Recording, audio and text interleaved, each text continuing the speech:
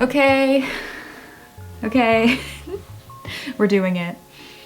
Hi, my name is Meredith, and welcome to my Witchcraft series. This has been archived for a very long time. I've been wanting to make this for a while. I just haven't been able to because either I was caught up in school or in work, but now that I am no longer in school and temporarily out of a job, here we are. So I am 18. I'm a Libra because for some reason you guys are always asking me what my sign is. I'm a Libra.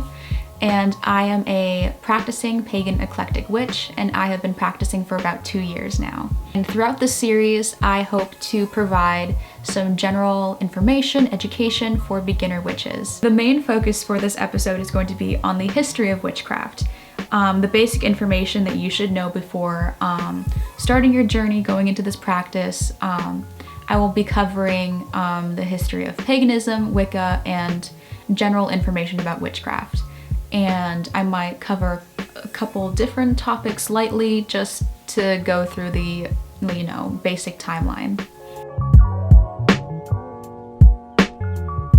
What I'm going to start off with is paganism. So paganism is a term used for any of those who follow a polytheistic religion.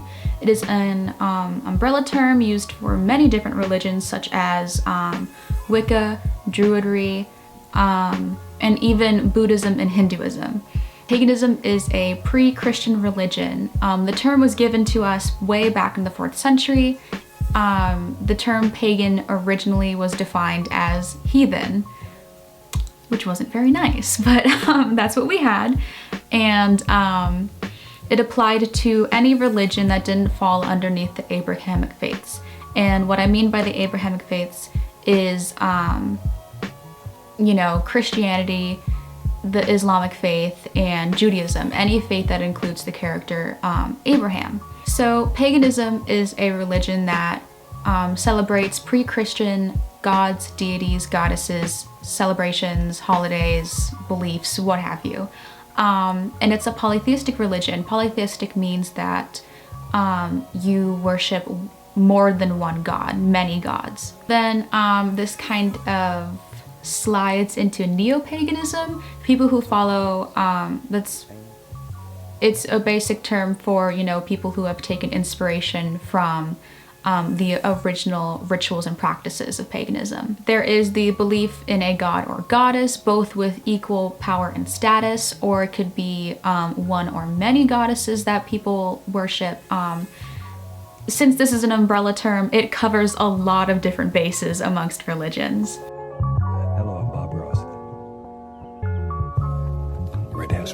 So moving on to Wicca. Wicca is one of the many different sects of paganism, and it originated in the 1940s in Britain, the England area, in Europe, by a man named Gerald Gardner. When you're looking at Wicca, it is one of the many different sects of paganism. So if you are following the Wiccan religion, you are considered pagan, however, not vice versa. If you are pagan, you do not identify as Wiccan because that's one of the sects. If you're looking at it in like a kind of like a tree, like there's, paganism at the top and then underneath is Wicca. So if you're like the big guy up top, you don't identify as anything underneath it. So this is once again another religion that is inspired by pre-Christian and Freemason beliefs. Wicca is one of the youngest religions since it originated in the 1940s, and I believe it became official around in the 50s, but it is one of the fastest growing religions. In a basic sense, Wicca and paganism as well, they are considered to be a very nature-oriented religion. The basics of the religion revolve around worshiping nature. And on top of that, underneath the Wicca religion is the belief in a god and goddess. This can come in the form of the horned god and the moon goddess. So it is a dualist religion, and they worship the god and goddess, the horned god and moon goddess, as, the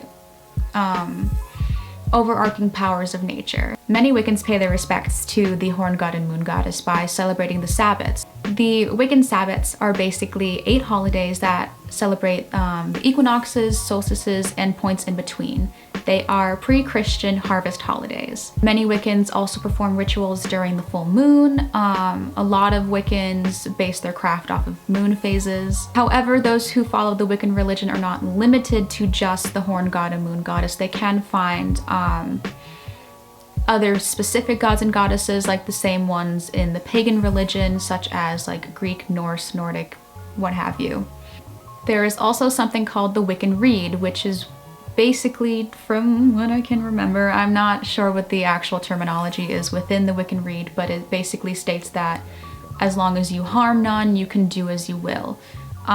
Meaning that within their craft, as long as whatever spells they're casting, whatever energies they're using, whatever intentions they may have, they use it for good. Many Wiccans also use witchcraft within their religion as something to further their practice and maybe use it as well to honor gods and goddesses. Hello, I'm Bob Ross. So now moving on to witchcraft. Witchcraft is the basic manipulation of energies in order to bring about change. Witchcraft can include things such as herbs, stones, crystals, basically anything tangible that you can use. Witchcraft is a secular practice, meaning that there are no connections to any higher beings such as gods, goddesses, or deities. There's no religious aspect to this practice. So those who practice witchcraft can call themselves a witch if they want to, although many people do not need to call themselves a witch or do not feel the need to because of their own personal standpoints with the term. I personally call myself a witch because I practice witchcraft. That's just how I see it. So since this is a secular practice, witchcraft can be incorporated into any religion. You can be Christian and practice witchcraft. You can be Hindu and practice witchcraft. You can incorporate it into any of your religious beliefs. Here is a basic timeline.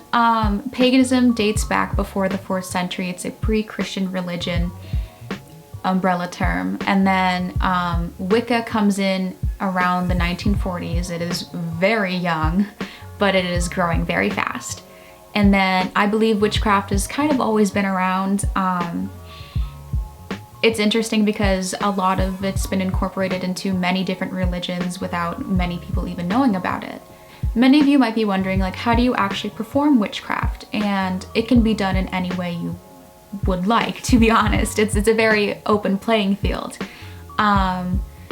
You can work with meditation. I meditate. Personally, I meditate a lot because it's a blast. I love it.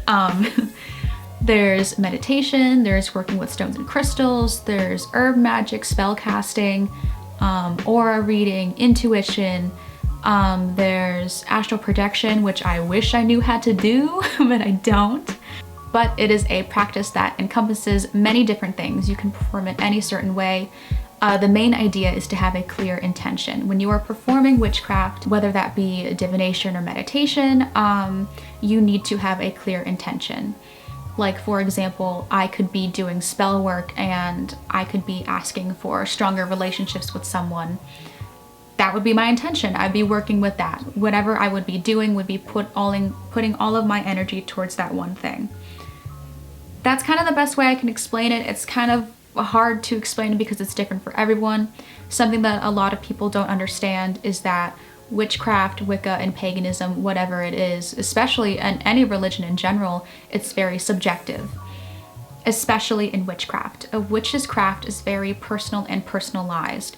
So my pagan, eclectic, Celtic craft is not going to be similar at all to a Wiccan's green craft, if you see what I'm saying. So following up with some misconceptions about, paganism, Wicca, witchcraft, that it's satanic.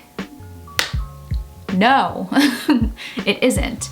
We do not worship Satan. We do not worship any demonic spirits. Since we are completely separate from the Abrahamic faiths, not only do pagans not believe in the God that's presented in the Abrahamic faiths, but by association, they also do not believe in the devil. We do not believe in Satan. And I feel like that's a clear distinction that many people need to understand. that, you know, pagans, Wiccans, those who practice witchcraft are completely separate. The term you might be looking for is Satanism. And Satanism is not even, you know, a practice that really worships Satan, at least from what I believe. Satanism is a philosophy that focuses on the freedom, liberty, and sanctity of an individual. They consider Satan to be a symbol of man's free will. They don't really have the same interpretation of Satan as many Christians do. It is mainly seen as a completely different person. And within their practice, they're not really worshiping Satan. They're just, for lack of a better phrase, taking inspiration. They are finding freedom and enlightenment and, you know, respect for themselves. They advocate for those who are unable to advocate for themselves. They promote diversity, and they also promote the separation of church and state. What's interesting is the first Church of Satan was established in 1966 by Anton LaVey. Really cool guy. I think he's really cool. So, to be honest, the worship of Satan isn't really present in a lot of religions. I know that there are many people out there who worship Satan, but it has no connection to paganism, Wicca, witchcraft, any of the sects beneath paganism, or that I know of. And even when I'm talking about Satanism right now, like, you know, they're also not really worshiping Satan. And to be honest, Satanists are like the coolest people. Like I've talked to a couple Satanists before. They're like the coolest people ever. I cannot stress it enough. So many of you might be asking, how do I become a witch? There is no, you know, specific way. If you want to be a witch, then you are a witch. You might move forward to ask, you know, well, like, how do I start? What do I do? I'm gonna sound like a broken record because I have said this so many times, and a lot of you who already know me, who are watching this video, know what I'm about to say. Research. Do your research. I can't stress that enough. If you want to begin studying and practicing witchcraft, a majority of your craft revolves around research. And something that is really unfortunate about witchcraft, Wicca, and paganism is that we do not have a set book. We don't have a Bible, we don't have a Quran, we don't have anything similar to those holy books. We just have our own knowledge, intuition, and the internet. And, you know, amazingly, now we have so many resources at our fingertips. We are so fortunate to live in a time where we literally have like little computers in our hands at all times. There's so many things you can research. What I suggest beginning your research with is probably what you're most interested in. For me, I personally started researching about stones because that was what I was interested in. I looked up stones and crystals, their metaphysical meanings, what they can do for your emotions, how to cleanse them, how to charge them. You keep researching that subject until you are so well versed in it that you feel comfortable enough to move on to another one. That's what I suggest. Many people believe that like when you start witchcraft, you have to cast a spell. Don't do that. Because I'm telling you, like, I have been practicing for 2 years and I am still researching, I'm still learning. I did not start my first spell until I was about 6 months into my craft. There are a lot of things you need to learn before casting spells. You need to learn protection, you need to learn how to cast a protection circle, you need to learn what the correct ways are to open and close a spell. You need to, like, it's a lot. It's a lot.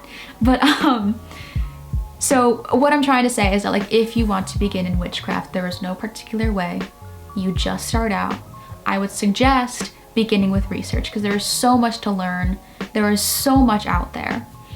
And you know, once you get to a point where you're comfortable enough in your craft, you might find yourself following a certain path. So the different paths you can follow, I'm looking at a note sheet right now. I'm just gonna read these off. And I'm planning on doing another episode that revolves around these different paths and explanations for them, so don't worry about them. I'm just throwing terms out right now.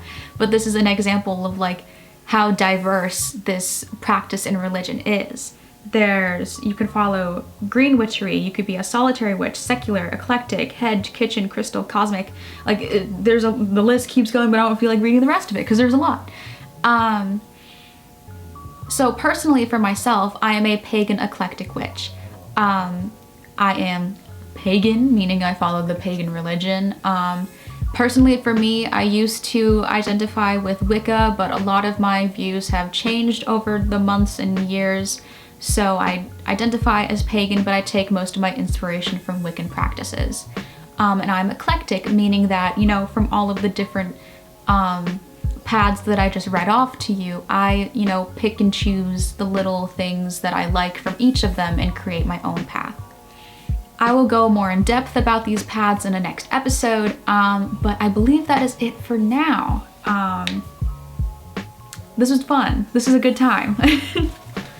So before I finish this episode, there are two things that I want to talk about. First is, there's a lot of information in this video, and I know that going into witchcraft can be very, very intimidating. There's so much out there. It's very overwhelming. I'm aware because, you know, I'm following my own path as well. But please do not use me as your only source. I'm gonna say it again for the people in the back. Please do not use me as your only source. To be honest, I know that I'm providing a lot of factual information right now, but I am being so unbelievably broad right now. And to be honest, who knows? I could have been saying some incorrect things about different religions. And like, yes, I have done my own research. I have been researching for 2 years, but it's always important to cross-reference what I'm saying. Who knows? You could have a different interpretation of what Wicca actually is than what I've researched. It's very important that since, you know, we are a practice and religion that doesn't have any set books to follow, that you check a whole bunch of different sources before getting a clear answer. And I have to explain this a lot to some of my followers that, you know, like they'll post a video and they'll tag me like respectively, and they'll be like, oh, I learned all of this information from Meredith, and I'll sit there and I'll be like, thank you, I appreciate that, but here's the thing, like, not all of my information is going to be as accurate. A lot of the videos that I post on my social media are very broad. They are so broad. And so I just want to make it clear that, like, I should not be your only source, especially within this practice. There are so many sources out there that can help you and be more specific than what I'm saying right now. And of course, while watching this video, don't be afraid to call me out. I could have been saying some really incorrect stuff before. Don't be afraid to say, hey, this is actually like the true meaning of Satanism. Then I'd be like, oh, that's so cool. Thank you for letting me know that. Like, it's things like that. We're a community. It's okay to call each other out, but I just want to make sure that people are doing their own research. I am only here as a guide. The second thing I want to talk about is, this is not the only series that I'm doing. I am also planning, or have been planning, a documentary on mental health and illnesses. Now, I know that a lot of you are going to be here just for this video, and I appreciate that. I know that this is very exciting for a lot of you. However, this documentary on mental health and illnesses, I have been planning for over 4 years. And I finally have gotten to the point where I am able to actually pull it together and make it an actual series. The reason why it's taken me such a long time to do this, and probably the reason why I'm doing this video first, is that mental health and illnesses hits really close to home. It's a very personal subject for me and many other people, and I'm working very hard on it to make it as perfect and respectful as possible. And it takes a long time. So what I'm asking is that when I come out with the episodes for that series, that please show me a little bit of support on that one. And unfortunately, now that our focus has been shifted towards a pandemic, I feel as though mental health and illnesses have just been, you know, swept underneath the rug. Especially during this time, like, people should, you know, keep their mental health in check. And I believe by producing this episode during the time of a pandemic, it would be very beneficial for people to watch. And I believe it'll help those who are unable to speak about it openly by themselves. Maybe the words that I put on the screen for those episodes will help people, you know, create their own way of talking about it. That project is so important to me, and now I have the time to actually efficiently work on it, and I'm hoping to get episodes out around the same time that I'm getting episodes for this project out. So I'm just hoping that you guys could help me out a little bit, especially with that series. This is more for educational purposes, this one, but like, yeah, the mental health and illnesses one is also for educational purposes, but it's also just for awareness as well. And I hope that when that series comes out, could you do me a favor? Maybe share it with a friend. Be like, hey, this is interesting information that we should all know about. Maybe we should take a look at this. That would be very, very helpful for me. So that's about it. Thank you for watching, and I will see you guys in the next episode.